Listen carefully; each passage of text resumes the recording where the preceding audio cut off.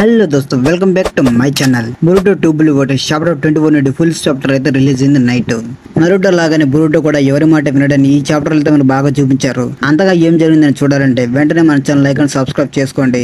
మనలాంటి anime fans కి అయితే ఈ వీడియోని షేర్ చేయండి. చాప్టర్ స్టార్ట్ అవుతుంది ఫ్లాష్ బ్యాక్ నుండి. శారదా చోజోతో లార్డ్ శాంత్ లాగా నేను హోకాగి అవడం నా డ్రీమ్ అని అంటే దానికి చోజో, చూడు శారదా, నేను నీలాగా అచీవ్ చేయలేని వాడి గురించి ఆలోచిస్తూ దానినే పట్టుకుని వేలాడుతూ ఉండలేను. నా కోసం ఎలాంటి బాయ్ ఫ్రెండ్ ఎదురు చూస్తున్నాడని దాని గురించి ఆలోచిస్తూనే ఉంటాను అంటుంది.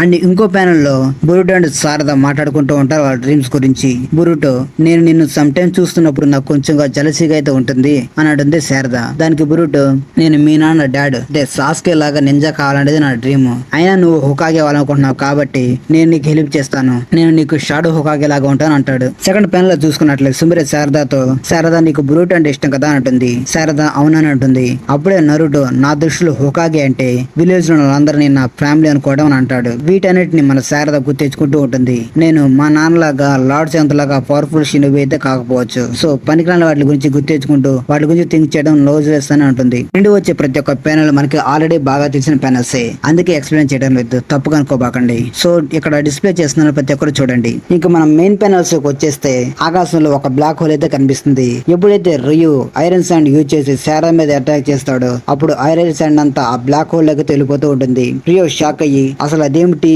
అది శారదా అబిలిటీనా అనుకుంటూ ఉంటాడు. శారదా మిర్సుకి పిలిచి, నేను 6వ అండ్ 7ని మాత్రమే ప్రొటెక్ట్ చేయగలను మిర్సుకి, నేను నువ్వే చూసుకోవాలి అంటుంది. మిర్సుకి శారదా గెలిచి చూస్తూ ఆ కళ్ళు అంటూనే మధ్యలో ఆపేస్తాడు. బట్ శారదా, నువ్వు నా గురించి వరి అవ్వకు మిర్సుకి, నేను బానే ఉన్నాను, నేను నా ఎబిలిటీస్ ని యాక్టివ్ చేశాను, దీన్ని ఎలా వాడాలో నాకు బాగా తెలుసు అంటుంది.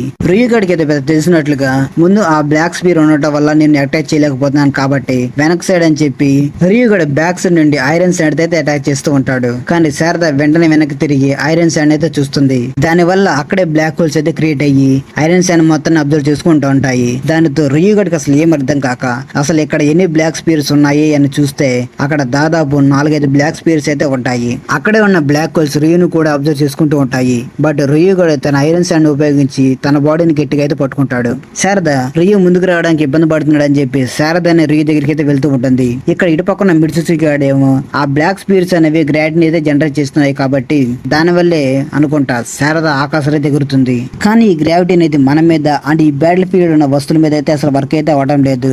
అంటే శారదా గ్రావిటీని ఎవరి మీద ఎఫెక్ట్ చూపించాలనేది కూడా తన నిర్ణయిస్తుంది అనుకుంటా అంటాడు.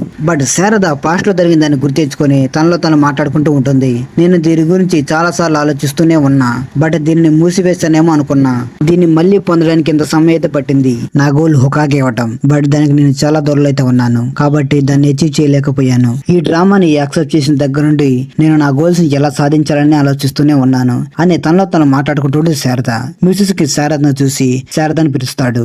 రియుకి ఏం అర్థం కాక రియుగాడు, హే నువ్వు ఒక పిచ్చితనంలాగా నువ్వు మాట్లాడుకుంటున్నావు ఏంటి అని అంటాడు.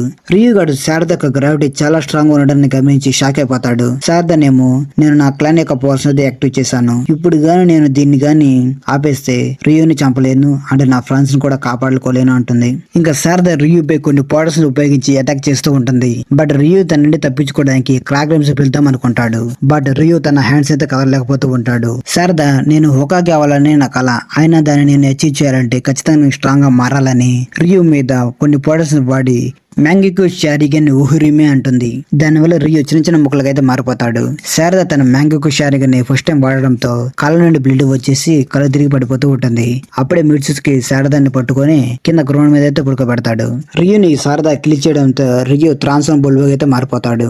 అప్పుడే మనకి ఏడాని అయితే చూపిస్తారు. ఏడా తన సెండ్రాగ్ అనే బిడ్డలతో ప్రతి ఒక్క విషయాన్ని బ్రూటన్ కాషన్ కోజికి అయితే చెబుతూ ఉంటుంది. కోజి అది విన్న తర్వాత అనుకున్న విధంగానే శారదా తన మ్యాంగికు షారిగన్ అయితే యాక్టివ్ అయితే చేసింది.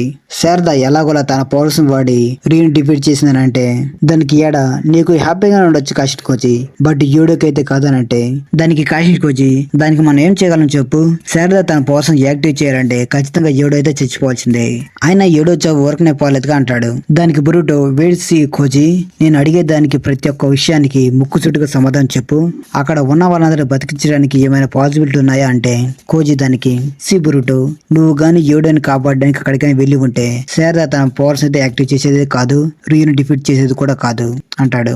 బురుటో దానికి, యూడో చనిపోతాడని నీకు ఆల్రెడీ తెలుసు, కావాలని నాకు చెప్పలేదు కదా అంటాడు. చూడు బురుటో, ఒకవేళ దీని గురించి నీకు అన్ని విషయంగా చెప్పి ఉంటే ఇంత మంచి రీల్స్ వచ్చాయా అని అంటాడు కోజీ. దానికి బురుటో, మరి కోనహాముల సెన్సు పరిస్థితి ఏమిటి, తన మార్సుని కిల్ చేయగలడా అని అంటే కాషిన్ కోజీ ఏమి మాట్లాడకుండా ఉంటాడు. బురుటో, ఇటు చూడు, అసలు ఏం మాట్లాడకుండా ఉంటావేంది నువ్వు అంటాడు. కోజీ, అసలు నీ గోల్ ఏమిటి బురుటో, నేను చెప్పేది కొంచెమే నీకు అర్థమవుతుందా లేదా? ప్రతి విషయాన్ని సెంజుస్ జోరాకైతే తెలియజేస్తూ ఉన్నారు. నువ్వు గానీ అక్కడికి వెళ్లి మార్సుని రసిగన్ ఉజుకితో అటాక్ చేద్దామనుకుంటే జోరో లైట్ స్పీడ్ లో అక్కడికి వచ్చి నిన్ను కాలి కింద పాములాగా నలిపేస్తాడు. అది అసలు మనకు మంచిదైతే కాదు. జోరో ఇలా చాలా సార్లు అయితే చేశాడు. నా ఫ్యూచర్ పాసిబిలిటీస్ లో తను చాలా సార్లు నిన్ను చంపుతూనే ఉన్నాడు అంటాడు కాషిన్ కోజీ. ఇటు కోనహామురు సంగతి విషయానికి వస్తే, మర్సూరి, ఈ కోనహామురు చాన్, నువ్వు నన్ను చంపాలనుకున్నావు, నువ్వు నన్ను మోసం చేసావు చాన్, ఇంకా నిన్ను వదిలిపెట్టను చాన్ అని కోనహామురుని చంపడానికి అయితే వస్తూ ఉంటుంది. ఇదే మంచి టైం అనుకుని బురుటో ఫ్లయింగ్ థండర్ యూజ్ చేసి బ్యాటర్ ఫీల్డ్ లోకి ఎంట్రీ ఇస్తాడు. మార్సూరి బురుటోని చూసి షాక్ అయిపోతుంది. బురుటో సాస్కే కట్టాలని యూజ్ చేసి కూరగాయలకు చేసే ముక్కల్లాగా ముక్కలు చేస్తాడు మార్సూరిని. కాషిన్ కోజీ బురుటోని చూసి తిట్టుకుంటూ ఉంటాడు. జోరో బురుటోని చూసి ఫైనల్లీ బురుటో వర్సెస్ కి రిటర్న్ వచ్చావా అంటాడు. మేబీ నాకు తెలిసి నెక్స్ట్ చాప్టర్లో అయితే ఖచ్చితంగా నమికాజే కవాయికి అయితే రాబోతున్నాడు. సో అందరికి ఈ వీడియో నచ్చింది అనుకుంటున్నాను. కాబట్టి వెంటనే లైక్ అండ్ సబ్స్క్రైబ్ చేసుకొని ఈ వీడియోకి 100 లైక్స్ అయితే కంప్లీట్ చేయండి. సో ఇంకా ఉంటాను, బాయ్ బాయ్.